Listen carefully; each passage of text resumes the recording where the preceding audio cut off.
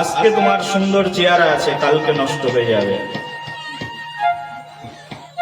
বলি এই চেহারা সম্পদটাও বড় সম্পদ নয়। বলি অনেক বিদ্যা আছে, তুমি মরে গেলে সব বিদ্যা নষ্ট হয়ে যাবে, সেটাও বড় সম্পদ নয়। বলছে এই জগতের সবচেয়ে বড় সম্পদ কি? নরোত্তম দাস ঠাকুর মহাশয় বলছেন, এই জগৎ সংসারে যদি কোনো বড় সম্পদ থেকে থাকে তাহলে সেই বড় সম্পদের নাম হচ্ছে নিতাই ধন। দেখো নরোত্তম দাস ঠাকুর মহাশয় প্রার্থনা করেছেন, বলি ধন মোর নিতানন্দ অতি মোর গৌর চন্দ্র, ধন মোর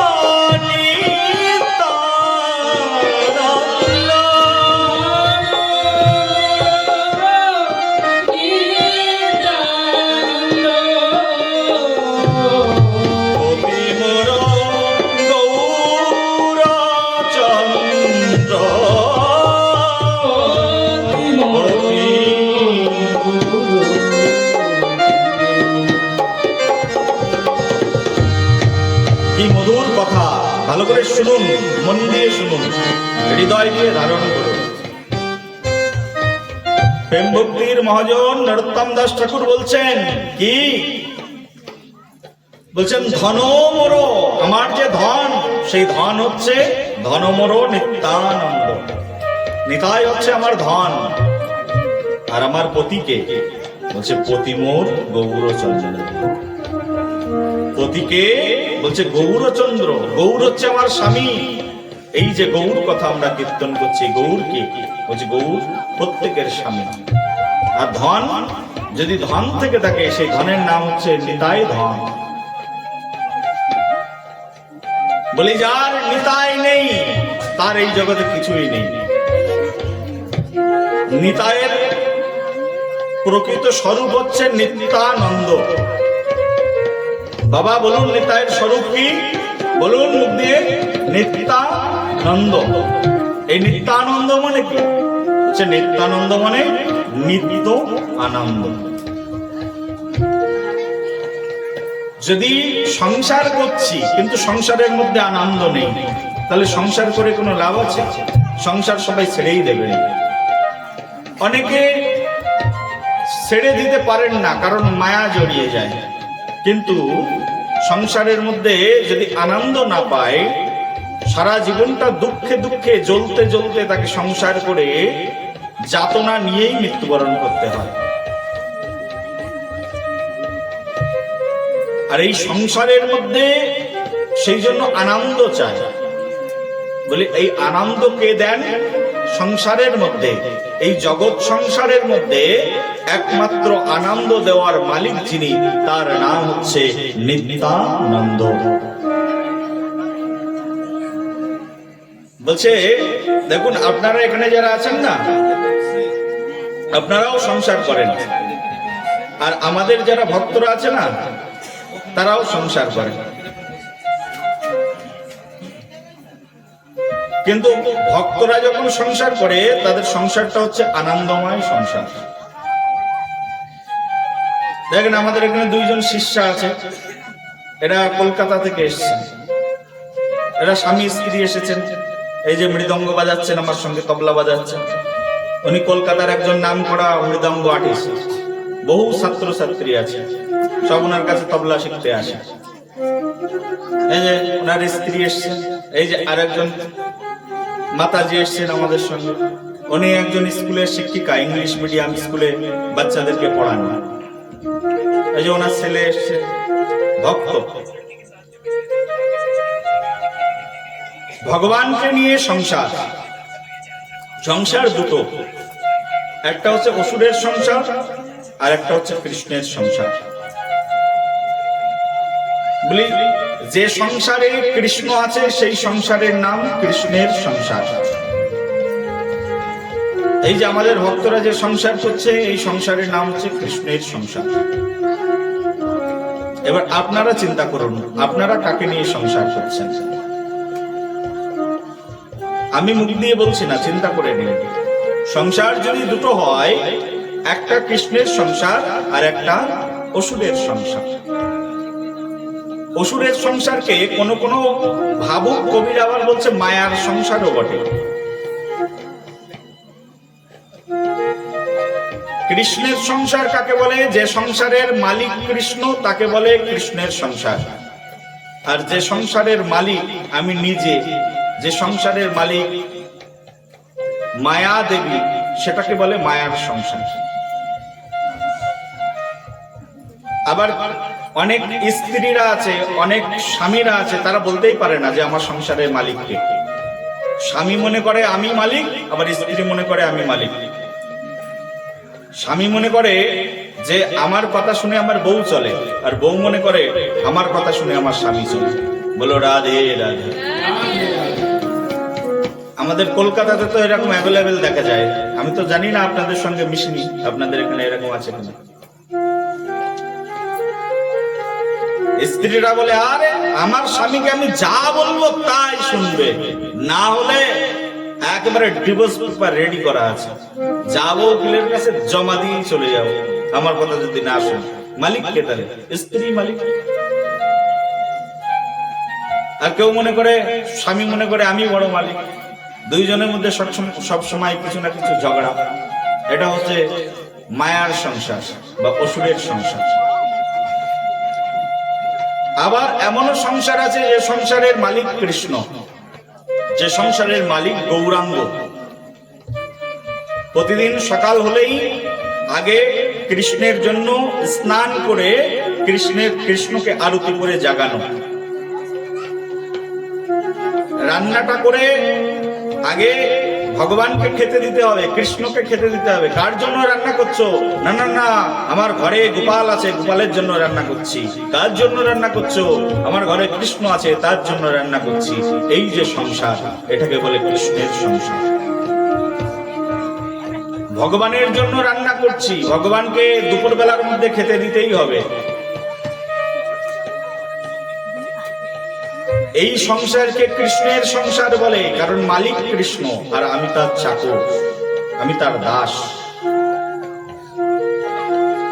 আর যে সংসারের মধ্যে কৃষ্ণের জন্য ভাবনা নেই, ভগবানের জন্য ভাবনা নেই, সেই সংসারকে আসরিক সংসারই বলা হয়, সেই সংসারকে মায়ার সংসার বলা হয়। আপনারা এখানে যারা আছেন, যদি মনে করেন আপনারা কৃষ্ণের সংসার করবেন, করতেই পারেন, কিন্তু মায়ার সংসারকে ছাড়তে হবে, তাহলেই আপনি কৃষ্ণের সংসার করতে পারবেন। মায়ার সংসারের মধ্যে যে আনন্দ, সেটা হচ্ছে ক্ষণিক আনন্দ। কোন পিসির বাড়িতে গেলেন, মাসির বাড়িতে গেলেন বা বৌদির বাড়িতে গেলেন, একটা পাঠা কিনে একদিনই আপনাকে খেতে দিল, একটা পোল্ট্রির মুরগি একদিনই আপনাকে খেতে দিল। আপনি মনে করলেন আহা হা, কি আনন্দ, কি আনন্দ। বাড়িতে খেতাম ডিম ভাত, আর পিসির বাড়িতে গিয়ে খেলাম মাংস ভাত। এই আনন্দ কত সময়ের? ওই 1 ঘন্টার। যতটুকু খেলেন, খাওয়ার পরে যখন আবার বাথরুমে গেলেন, পায়খানা প্রস্রাব করলেন, আবার সব খাবার কিন্তু মাটিতেই মিশে গেল। তার মানে আনন্দ ওইটুকু সময়ের জন্য। কিন্তু কৃষ্ণের সংসারে যে আনন্দ, সেই আনন্দ অনাদিকালের জন্য, তা কখনো ধ্বংস হয় না। এই যে আমাদের ভক্তরা, এরা সংসার করছে, কৃষ্ণের সংসার। স্বামী স্ত্রী মিলে করতাল বাজিয়ে ভগবানকে আরাধনা, ভগবানের নাম গুণগান। স্বামী স্ত্রী মিলে ভগবানের জন্য উপার্জন করে ভগবানকে তুলসীর পাতা দিয়ে নিবেদন, আর ভগবানের প্রসাদ হয়ে গেলে সেই প্রসাদ প্রতিদিন গ্রহণ। এই যে পরিবেশ, এটাকে বলে কৃষ্ণের সংসার। আর এই সংসার আপনি যত করবেন তত আনন্দ পাবেন। আর ওই সংসার, মায়ার সংসার, আপনি যত ঢুকবেন তত আপনার জীবনটা নিরানন্দময় হয়ে যাবে। একবার বলো প্রেম সে বলো। আজকে সকালবেলায় এক বাবা আমার কাছে এসেছেন, আপনাদের এই গ্রামের মধ্যে। উনি আছেন কিনা জানি না, সকালেই আমার কাছে এসেছেন। এসে বলছেন, আমি বড় চাকরি করতাম, আর আমার ছেলে মেয়েদেরকে প্রচুর টাকা পয়সা দিয়েছি। এত টাকা পয়সা দিয়েছি, তাদেরকে প্রতিষ্ঠিত করে দিয়েছি। কালকে আমার নাতিকে বললাম, নাতিকে নাকি উনি নিজেই ইঞ্জিনিয়ারিং পড়িয়েছে। আমাকে সকালে এসে গল্প করছিলেন যে নাতি ছেলেকে আমি নিজেই ইঞ্জিনিয়ারিং পড়িয়েছি, সবাইকে প্রতিষ্ঠিত করে দিয়েছি। বিনিময়ে নাতিকে বলেছি একটা ঔষধ আনবার জন্য, একটা ইমার্জেন্সি ঔষধ। তার নাতি বলছে, দাদু আনার সময়ই পাইনি। বলে, যে ব্যক্তি লাখ লাখ টাকার উপরে শুয়ে থাকতাম, সেই ব্যক্তি আজকে কাঙাল, কিছুই নেই। সব ছেলে মেয়েদেরকে প্রতিষ্ঠিত করে দিয়েছেন। মনে করেছিলেন ছেলে মেয়ে পুত্র পরিবার সংসার এনাদেরকে দিলেই আনন্দ, কিন্তু দিয়ে প্রতিষ্ঠিত করে দিয়েছেন। কিন্তু আজকে নিরানন্দময় হয়ে, আপসেট হয়ে ঘুরে বেড়াচ্ছেন, আর আমার কাছে এসে দুঃখ জানাচ্ছেন, মনেরও দুঃখের কথা।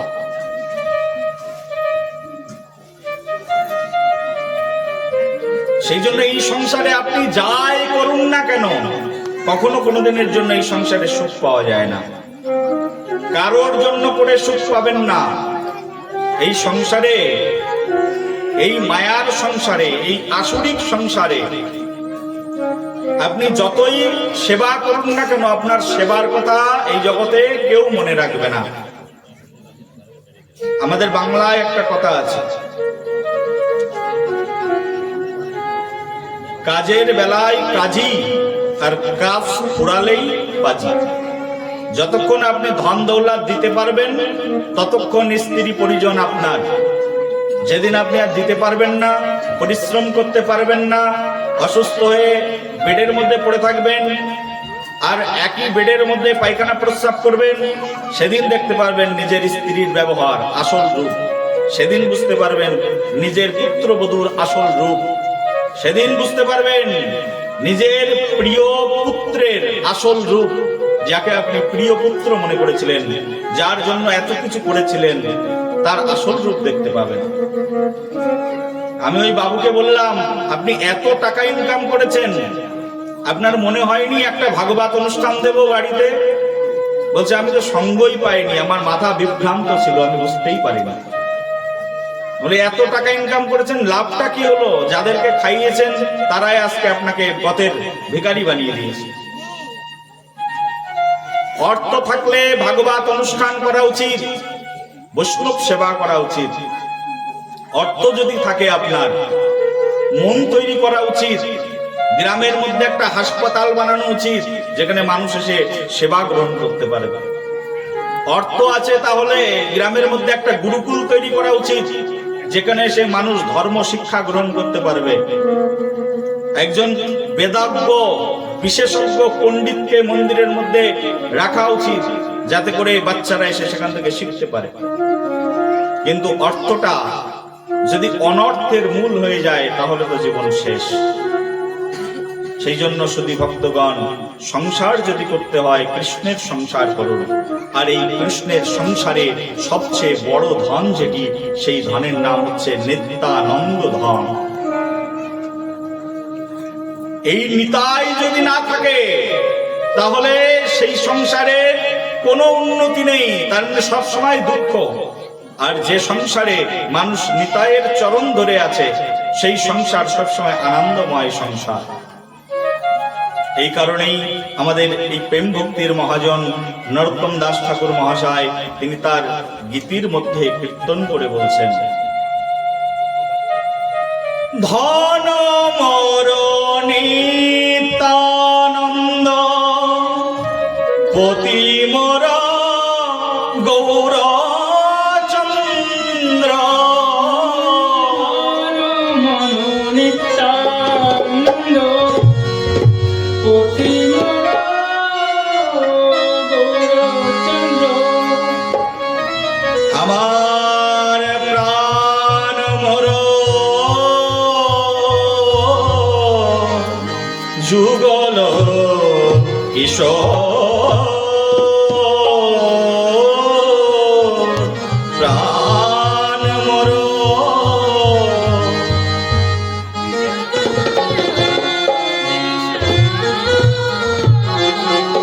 আমার প্রাণ মোর যুগল কিশোর,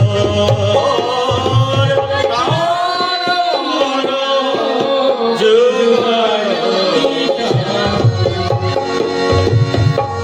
যুগল কিশোর মানে কি বলছে, আমার প্রাণ কি ধন নিতাই, আর আমার স্বামী গৌর, আর আমার প্রাণ হচ্ছে, প্রাণটা হচ্ছে আমার যুগল কিশোর।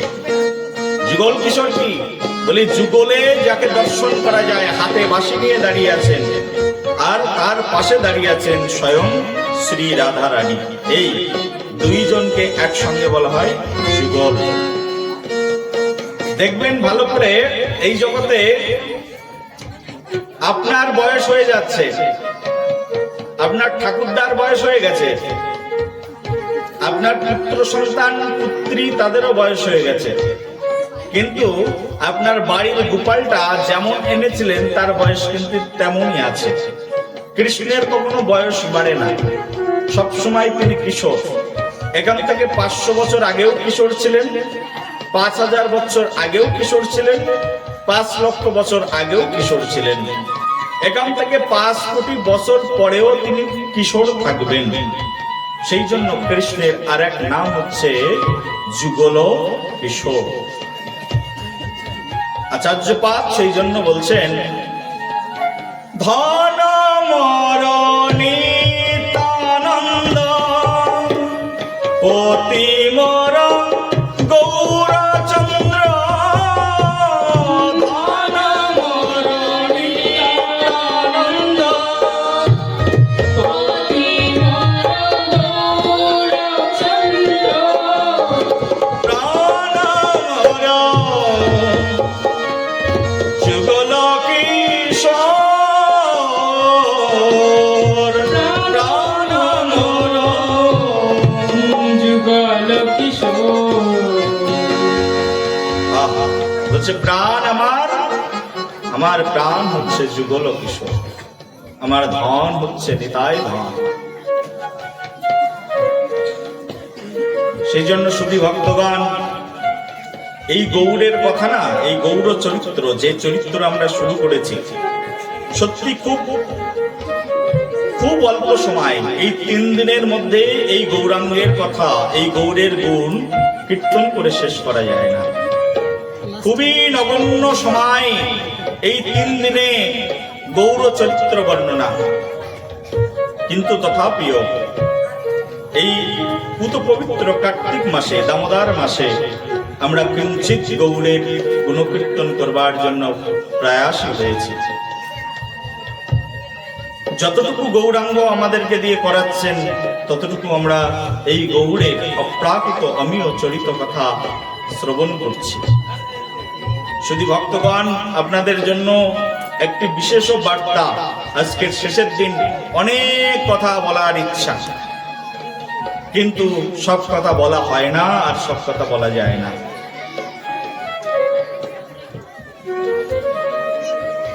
আমাদের আসছে আগামী বছর, এবছরেই আমাদের প্রোগ্রাম ফাইনাল করে দিয়েছেন আমাদের পরিমল বাবু। আসছে আগামী বছর, আমাকে এখনই ডেট বুক করে দিয়েছেন যে আগামী বছর এই স্টেজে এখানেই 7 দিনের প্রোগ্রাম হবে। সবাই একবার বলুন।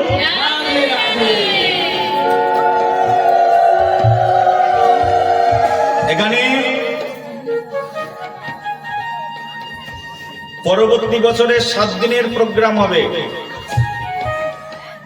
সকল ভক্তগণকে আমরা বিশেষ করে অনুরোধ নিবেদন জানাচ্ছি, যারা যারা আজকের এই পুত পবিত্র তিথিতে এসেছেন। এবার আমি এসে দেখছি আমাদের এই 2-3 জন ভক্তরা খুব কষ্ট করে এই অনুষ্ঠানটিকে সুসম্পন্ন করবার জন্য চেষ্টা করছেন, কিন্তু এই গ্রামের মধ্যে এত মানুষজন রয়েছেন, কাউকে কিন্তু একবারও আমার সামনে আসতে দেখছি না। পরবর্তী বছরে আশা করি আপনারা সবাই একত্রিত হয়ে একটা ভাগবতের মহা অধ্যায়ের সূচনা করাবেন। আমাদের শাস্ত্রের মধ্যে বর্ণনা করা আছে, একাকী আমার নাহি পায় বল হরিনাম সংকীর্তনে, তুমি কৃপা করে শ্রদ্ধা বিন্দু দিয়া দেহ কৃষ্ণ নাম ধনে। বলছে একাকী আমার নাহি পায় বল। দেখেন, একা একা একজন মানুষ যদি হরে কৃষ্ণ বলে কতটা শব্দ হয়। বাবা বলেন তো হরে কৃষ্ণ জোরে বলুন। হরে কৃষ্ণ। দুহাত তুলে বলুন হরে কৃষ্ণ। শুনেছেন তো কতটা শব্দ হয়েছে? এবার সবাই মিলে আমার সঙ্গে বলুন, দেখুন শব্দটা কত উচ্চে হয়। হরে কৃষ্ণ। সবাই বলুন হরে কৃষ্ণ। শব্দটা কেমন হলো? ভগবানকে আমি একা ডাকছি, ভগবান আমার ডাক। ভগবান তো অনেক উপরে, অনেক ঊর্ধ্বে, আর আমি অনেক নিচে। আমি একা ডাকছি, ভগবান শুনতে পাচ্ছে না, কিন্তু সবাই মিলে একসঙ্গে ডাকছি হে কৃষ্ণ। ভগবান শুনতে পাবেন কি পাবেন না? কিন্তু আমি যদি একা ডাকি, আমার ডাকটা তার কাছে নাও পৌঁছাতে পারে। সেই জন্য বাবা, 10 মিলে করি কাজ, হারি জিতি নাহি লাজ। 10 জন মিলে একটা কাজ করুন। সবাই এগিয়ে আসুন ভাগবতের। দেখুন, যারা ভাগবত আয়োজন করেন, ভালো করে শুনবেন। মনু সংহিতার একটা কথা শোনায় আপনাদেরকে। মনুস্মৃতি, মনু সংহিতা বলে আমাদের সনাতন ধর্মের একটি গ্রন্থ আছে। এই মনু সংহিতার মধ্যে বর্ণনা করা আছে, যে ব্যক্তি মাংস খায় সে কিন্তু অপরাধী। ভালো করে বুঝবেন, মাংস খেলে অপরাধী, কারণ নিরীহ পশুকে হত্যা করেছে, অপরাধ। বলছে যে মাংস খায় সে অপরাধী। আর দ্বিতীয় কথা বলছে, যে মাংস বিক্রি করে, টাকার জন্য বিক্রি করছে, বলছে সেও অপরাধী। বলছে যে মাংস কাটে, বলছে সেও সমান অপরাধী। তারপরে বলছে যে ব্যক্তি কাউকে মাংস খাওয়ার জন্য উপদেশ করে যে তুমি মাংস খাও, তার মানে সে কিন্তু কাটেওনি, পরিবেশনও করেননি, বিক্রিও করেননি, কিন্তু মাংস খাওয়ার জন্য অন্য মানুষকে বলেছে মাংস খাও। বলছে তারা সবাই মিলে সমানভাবে অপরাধী। যে ব্যক্তি কাউকে বলছে মাংস খাওয়ার জন্য, সেও কিন্তু অপরাধী। তার পরের লাইনে এসে মনুস্মৃতিতে বলছেন, যে ব্যক্তি ধর্ম চর্চা করেন, ভালো করে বুঝবেন, ধর্মচর্চা আপনি বুঝে নিন। ধর্মচর্চা মানে ভাগবত, ভাগবতের আয়োজন। বলছে যে ব্যক্তি ভাগবত পাঠের আয়োজন করেন, তারা যেমন পুণ্যবান, তেমনি ভাবে যারা ভাগবত পাঠ শ্রবণ করতে আসেন তারাও সমান পুণ্যবান। ভাগবত পাঠে যারা অর্থ দান করেন তারাও সমান পুণ্যবান। এমনই ভাবে যারা ভাগবত করবার জন্য নির্দেশনা প্রদান করেন, বলছে তারা সবাই সকলেই সমান পুণ্যবান। সেই জন্য যারা যারা ভাগবত শ্রবণ করতে এসেছেন আপনাদেরও পুণ্যের অন্ত নেই। গ্রামে এনারা 2-3 জন মিলে ভাগবতের আয়োজন করেছেন, কিন্তু লাভবান কিন্তু সবাই। কত আনন্দ বলুন তো, কত মধুর মধুর কথা শোনা যাচ্ছে। আপনারা যদি চান সারা রাত ধরে শোনাতে পারি, সারা রাত ধরে শুনবেন, কোনো ব্যাপার নেই। কত মধুর কথা, কি জানতে চাই জিজ্ঞাসা করুন। হয়তোবা আমি জানি না, যদি না জানি বলবো জানি না, আর যদি না জানি পরের বছর এসে বলবো। এমন নয় যে আমি সব জানি। ভাগবত এমন মধুর, আমাদের শাস্ত্র সম্পদটা এমন মধুর সম্পদ। যারা যারা আয়োজক গোষ্ঠী, বিশেষ করে দেখেন এই জগৎ সংসারে মানুষ ক্লাব বানায়। ক্লাব বানানো বোঝেন তো? ক্লাব বানায়, ক্লাবের মধ্যে মদ খায়, ক্লাবের মধ্যে নায়ক নায়িকাদেরকে নিয়ে এসে ড্যান্স করায়। একদিন ওই ব্যক্তি মৃত্যুবরণ করে। মৃত্যুবরণ করার পরে, মরার পরেও তার সঙ্গে সঙ্গে পাপ চলে যায়, কারণ ক্লাব বানিয়ে মৃত্যুবরণ করেছে ওই ব্যক্তি। আমার কথা বুঝলেন কি বুঝলেন না? মরে গেছে কিন্তু ক্লাব বানিয়ে মৃত্যুবরণ করেছে। আর ক্লাব বানিয়ে সেই ব্যক্তি তো মরে চলে গেছে, ক্লাবের নামে জমি দান করেছে, ক্লাব বানিয়েছে, বানিয়ে মৃত্যুবরণ করে অন্য জন্মে চলে গেছে। সেখানেও তার সঙ্গে সঙ্গে পাপ চলে যাচ্ছে। তার কারণ ওই ক্লাবের মধ্যে মদ খাওয়া হচ্ছে, ওই ক্লাবের মধ্যে নায়ক নায়িকাদেরকে নিয়ে এসে ডান্স করানো হচ্ছে। এই কারণেই যারা যারা করছে তারা তো পাপ করছেই, আর যে এই ক্লাবটা বানিয়ে মৃত্যুবরণ করেছে তার সঙ্গে সঙ্গেও পাপ চলে যাচ্ছে। অলরেডি হয়তো তার 4টে জন্ম হয়ে গেছে, কিন্তু 4 জন্ম ধরে কিন্তু তার পাপের অ্যাকাউন্ট কিন্তু প্রতিদিন লেখা হচ্ছে। কর্ম করে গেলেও সমস্যা রয়েছে। কিন্তু এর মধ্যে একজন ব্যক্তি আছে যিনি গ্রামের মধ্যে ভাগবত পাঠের আয়োজন করে গেছে। সে জীবিত ছিল, তার জীবনে 30 বছর ধরে ভাগবত পাঠ দিয়ে মৃত্যুবরণ করলো। তার মানে একটা ভাগবত পাঠের আয়োজক গোষ্ঠী 30 বছর ভাগবত পাঠ করে সে মৃত্যুবরণ করলো। মৃত্যুবরণ করে সে কিন্তু চলে গেল। চলে যাওয়ার পরেও পরবর্তী বছরে কিন্তু আবার ওই গ্রামে ভাগবত পাঠ হলো। সে মরে চলে গেছে, কিন্তু তার সঙ্গে ওই ভাগবত পাঠের পুণ্যটা কিন্তু এখন যাবে। তার কারণ কি? এই ভাগবত পাঠের প্রথম আয়োজক কে ছিল? ওই ব্যক্তি ছিল। আর ওই ব্যক্তি ভাগবত পাঠের আয়োজন করেছিলেন। আজকে হয়তো সেই ব্যক্তি নেই, সেই ব্যক্তি মৃত্যুবরণ করেছে, কিন্তু তার অনুসরণে পরবর্তী জেনারেশন ভাগবত পাঠ দিচ্ছে। আর যিনি শুরু করেছিলেন তার এই ভাগবত পাঠের যে ফল, সেই ফলটাও কিন্তু তার সঙ্গে চলে যাবে। প্রেম সে বলো, আরেকবার বলো, দুহাত তুলে বলো। সেই জন্য বাবা, যারা যারা পিছিয়ে আছেন, ভাবছেন ওরা করছে, করুক না, এরকম নয়। আপনি আসুন, যুক্ত হয়ে যান। এই জগৎ সংসারে মানুষ অনেক কিছু করতে পারে, কিন্তু ভগবানকে আনতে সবাই পারে না। ভগবানকে আনবার জন্য সংগ্রাম সবাই করে না। সবাই মিলে পরবর্তী বছরে একত্রিত হয়ে যাবেন। আজকে 5 জন মিলে এনারা কালেকশন করে ভাগবতের আয়োজন করে দিল। আপনারা পরবর্তী বছরে 10 জন যুক্ত হয়ে যাবেন, তারপরের বছরে 15 জন যুক্ত হয়ে যাবেন, তারপরের বছরে 20 জন যুক্ত হয়ে যাবেন। যুক্ত হতেই থাকবেন, যেন কোনোদিন কম না হয়ে যায়। কারণ আয়োজনটা কিসের? আয়োজনটা কিন্তু ভাগবতের। আবার আপনি যদি বলেন, ওনারা আমাকে জিজ্ঞাসা করেছিলেন, বাবা আমরা নিজেরা ভাগবত করছি। আমি ওনাদেরকে বলেছিলাম, ভাগবত করতে গেলে ভিক্ষা না করলে কিন্তু ভাগবত হয় না। সবার বাড়িতে যাবে ভিক্ষা করতে। তোমার টাকা আছে বলে তুমি ভাগবত দিতে পারবে না, তাহলে সেটা অহংকারের ভাগবত হয়ে যাবে।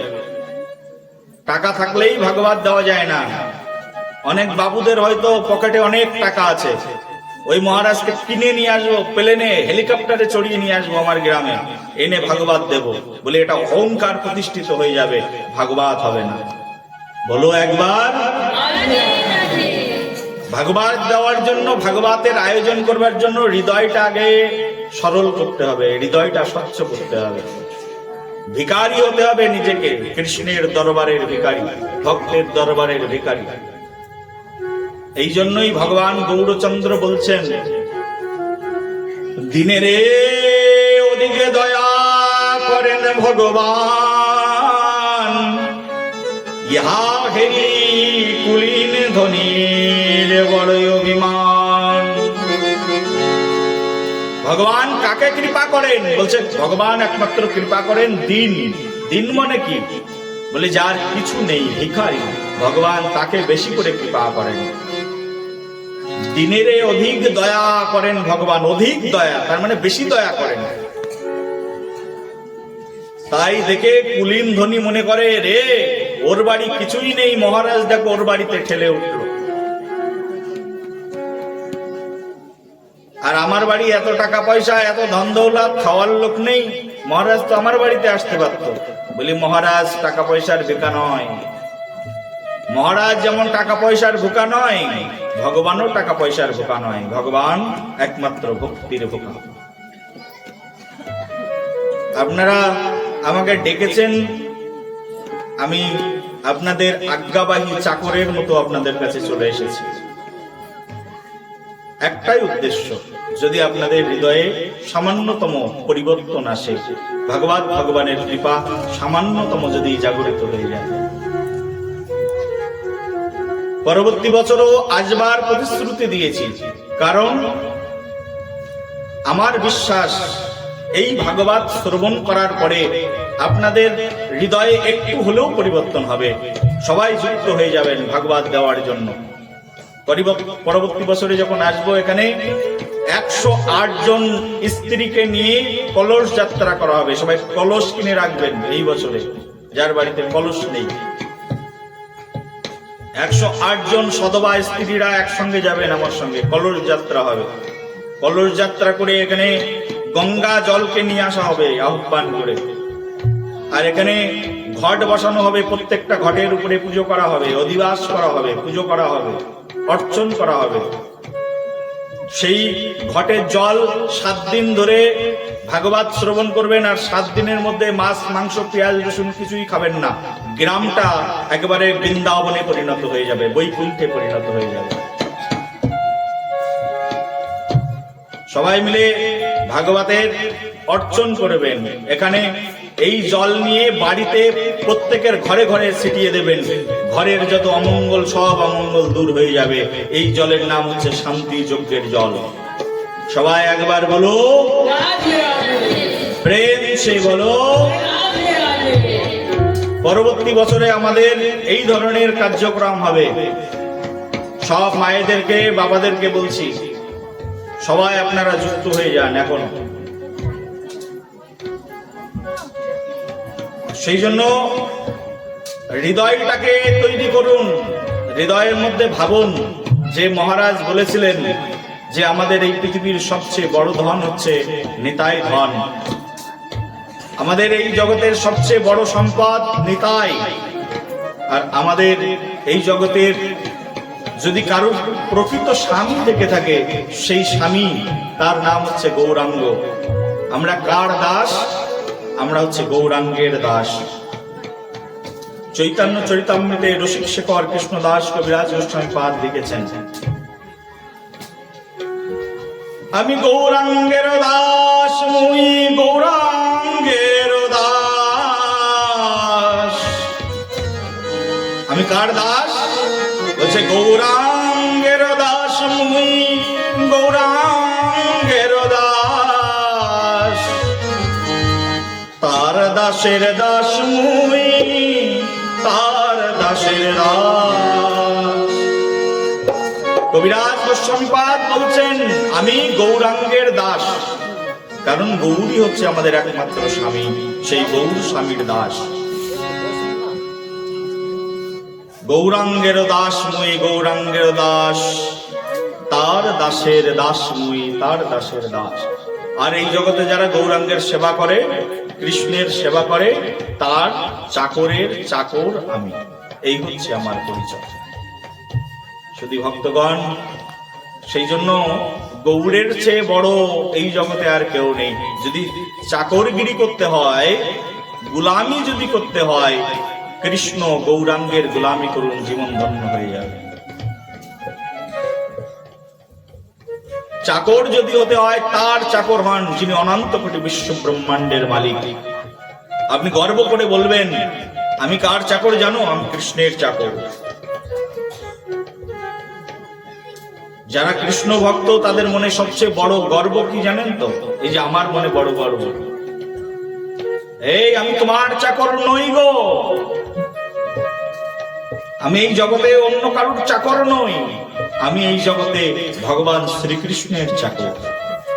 বড় গর্ব এটা। ভগবান কে? ভগবান হচ্ছেন সর ঐশ্বর্যের মালিক, অনন্ত অনন্ত কোটি বিশ্ব ব্রহ্মাণ্ডের মালিক। নরেন্দ্র মোদী শুধুমাত্র ভারতবর্ষের মালিক।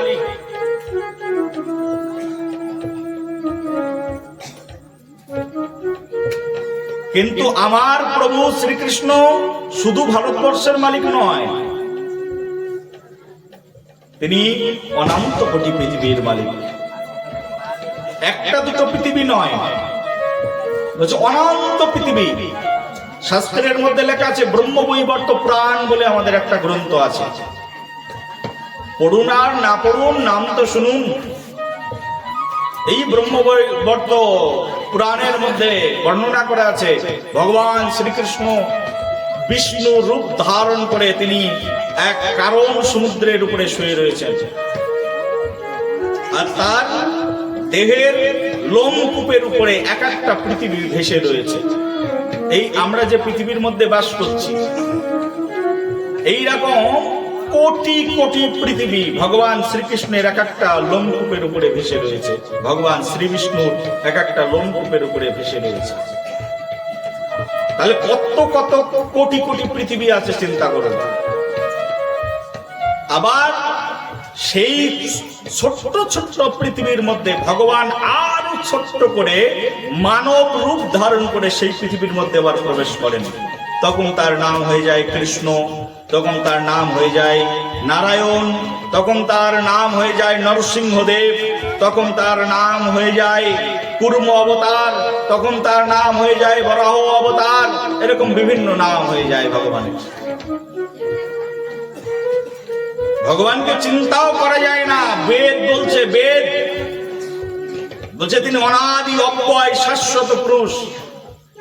তোমার ছোট্ট মেধা দিয়ে তাকে চিন্তা করতে পারবে না, তিনি এইরকম তত্ত্ব। কেউ কেউ আবার আমাকে এরকম প্রশ্ন করেন, বাবা ভগবানের যদি এত ক্ষমতা, আমার স্বামীটা 10 বছর ধরে প্যারালাইসিস রোগী হয়ে বিছানায় পড়ে রয়েছে, কই এত ডাক্তার ঠিক করে দেয় না তো? বলে মূর্খ তুমি, তোমার স্বামীর কর্মফল তোমাকে 10 বছর ধরে বিছানায় ফেলে রেখেছে, এর জন্য ভগবানকে কেন দায়ী করছে? কর্মফল ফেলে রেখেছে 10 বছর বিছানায়। কর্ম করবে, কর্ম তোমাকে ছাড়বে না। এই জগতে যেমন কর্ম করবে তেমনই ফল পাবে। এই জন্য বাবা খুব সাবধান। জগৎ সংসারে যা কিছুই করো না কেন, তার প্রত্যেকটা ক্রিয়ার একটা বিপরীত প্রতিক্রিয়া কিন্তু তোমার জীবনে আসবেই আসবে। ভগবানকে এই জন্য সময় থাকতে সাধন করো, সময় গেলে সাধন হবে না। আছে না গান, সময় গেলে সাধন হবে না।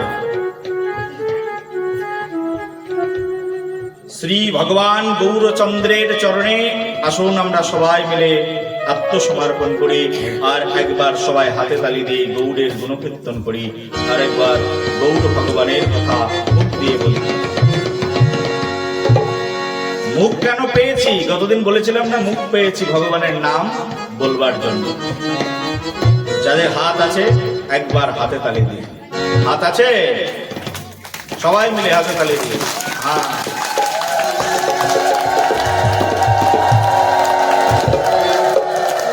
হাত থাকলে হাতে তালি, হাত না থাকলে দেওয়া লাগবে না। হাত থাকলে হাতে তালি।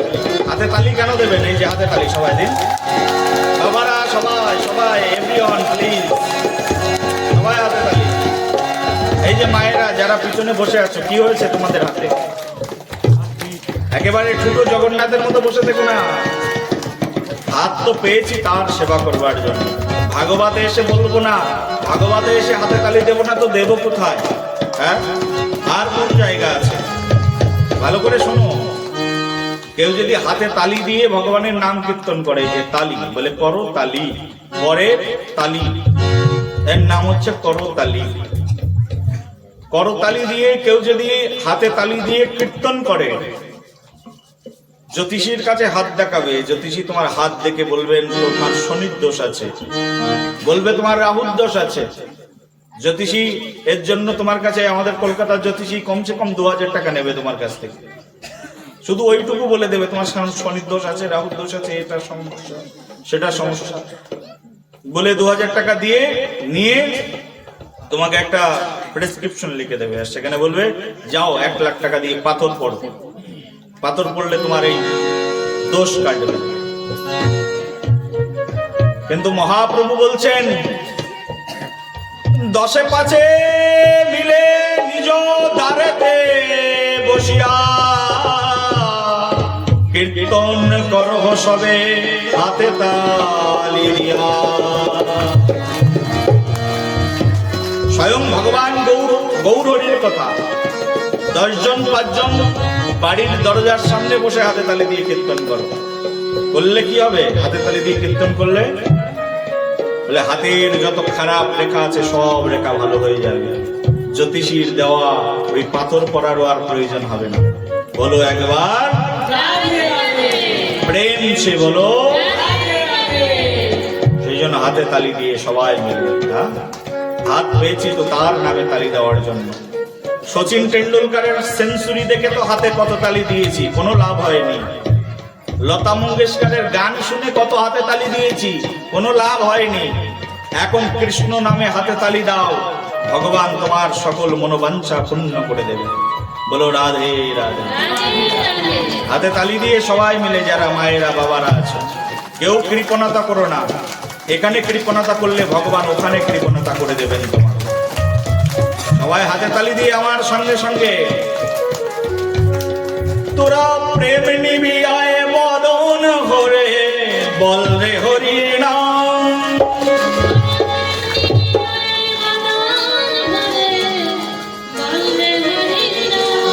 তোরা প্রেম নিবি আয় বদন হরে, বল রে হরি নাম।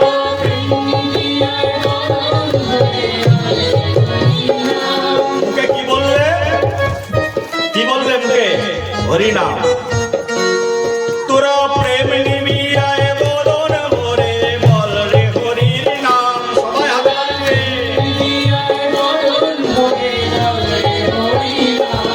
তোমরা লোরে কিশোরীর প্রেম নিতাই ডাকে আয়।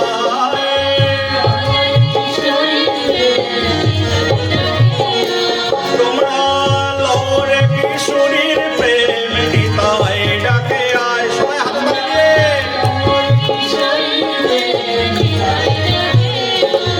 বলি নিতাই ডাকে আয়, আয় আমার গৌর ডাকে আয়।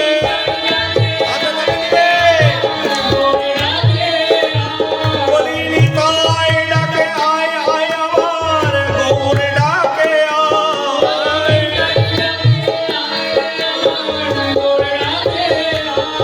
আমার শান্তিপুর ডুবু ডুবু নদে ভেসে যায়।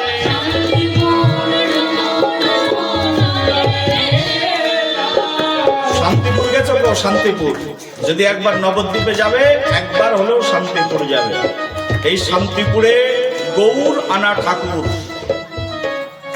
গৌর আনা ঠাকুর স্বয়ং সীতাপতি থাকতেন। সীতাপতি মানে কি? সীতানাথ থাকতেন। কে সীতানাথ? সীতার স্বামী, তার নাম হচ্ছে সীতানাথ। কোন সীতা? বলে রামচন্দ্রের যুগের সীতা নয়, কলিযুগে আর একজন সীতা ছিল, যিনি হচ্ছেন অদ্বৈত আচার্যের পত্নী। শচী মায়ের মতো সাধ্বী রমণী ছিলেন সীতা, আর সীতার পতি হচ্ছেন অদ্বৈত আচার্য। নাম হচ্ছে, সেই জন্য অদ্বৈত আচার্যের নাম হয়েছে সীতা না। একবার হলেও যাবে শান্তিপুর, একবার হরিনাম এখানে করবে, কিন্তু শান্তিপুর ডুবে যাবে, কারণ শান্তিপুর থেকেই এই হরিনামের আবির্ভাব হয়েছে। শান্তিপুরের ঠাকুর নবদ্বীপে গৌরকে এনেছেন, সেই জন্য গৌর এসেছিল বলে আজ হরিনাম সমগ্র জগৎকে মাতিয়েছেন। সেই জন্য আচার্যপাদ বলছেন, হাতে তালি দিয়ে সবাই, আবার হাতে তালি। বাবা, যারা যারা হাতে তালি দিচ্ছেন না, এটা কিন্তু খুব মর্মদায়ক, বেদনাদায়ক। হ্যাঁ, আপনি জানেন আমাদের এই হাতের মধ্যে কি কানেকশন আছে?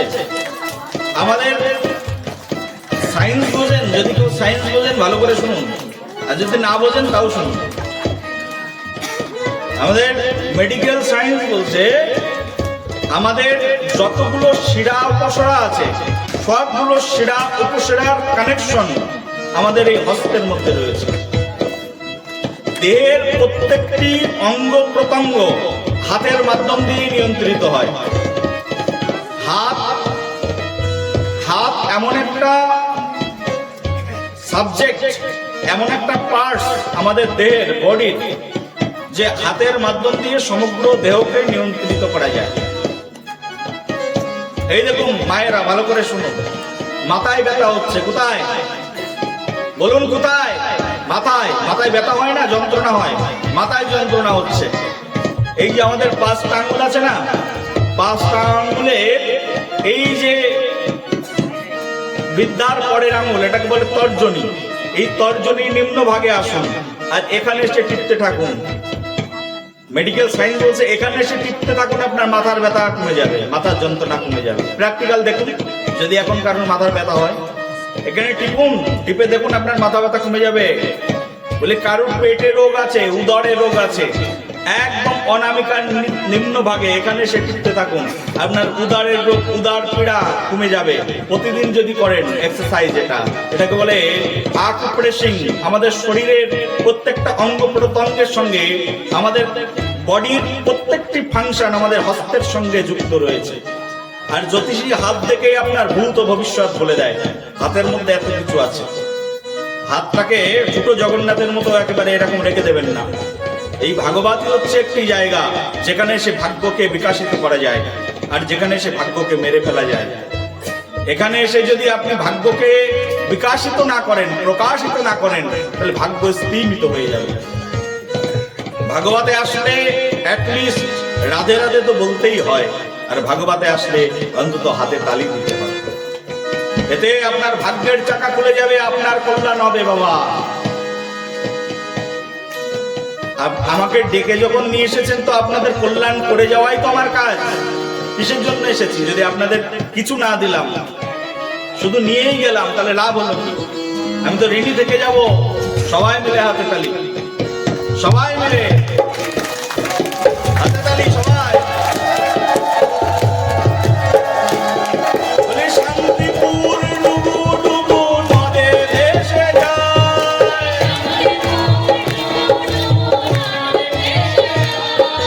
নদে ভেসে যায় রে আমার, নদে ভেসে যায়।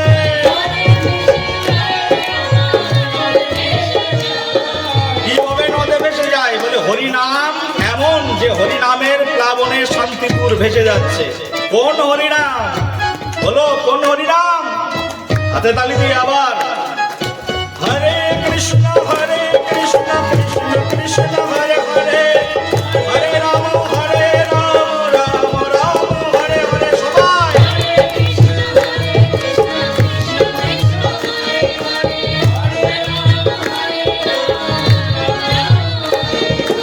হরে কৃষ্ণ কৃষ্ণ কৃষ্ণ হরে হরে, হরে রাম রাম রাম হরে হরে।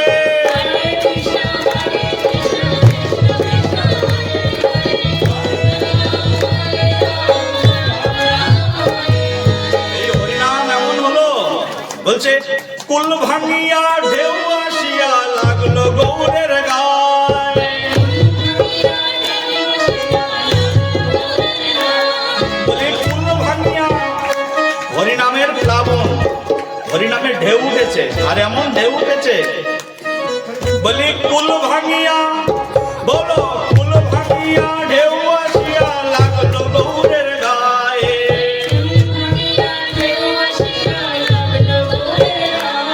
তোরা প্রেম নিবিয়ায় বদন ভরে বল রে হরির নাম, তোরা প্রেম নিবিয়ায় বদন ভরে, তোরা প্রেম নিবিয়ায় বদন ভরে বল রে হরির নাম।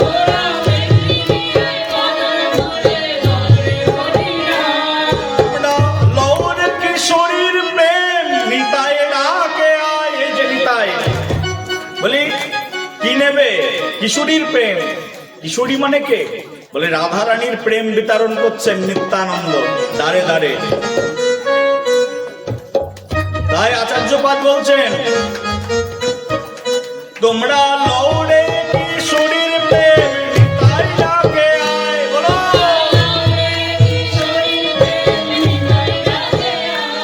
আমার নিতাই ডাকে আয়, আয় আমার গৌরী ডাকে আয়, নিতাই ডাকে আমার নিতাই ডাকে আয়, আয় আমার গৌর ডাকে আয়।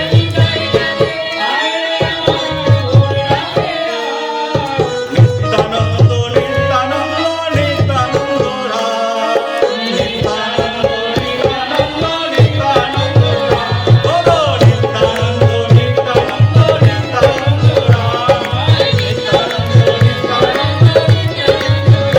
বলো নিত্যানন্দ নিত্যানন্দ নিত্যানন্দ রাম, বলো নিত্যানন্দ রাম জয় জয় একা চক্রধাম, বলে নিত্যানন্দ রাম জয় জয় একা চক্রধাম। গৌরা গৌরা গৌরা গৌরা গৌরা হরে, ও জয় সচিনন্দন গৌর হরে,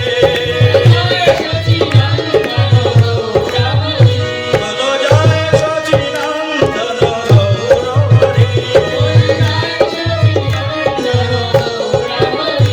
আমার বিষ্ণু পিয়ার প্রাণনাথ নদিয়া বিহারী,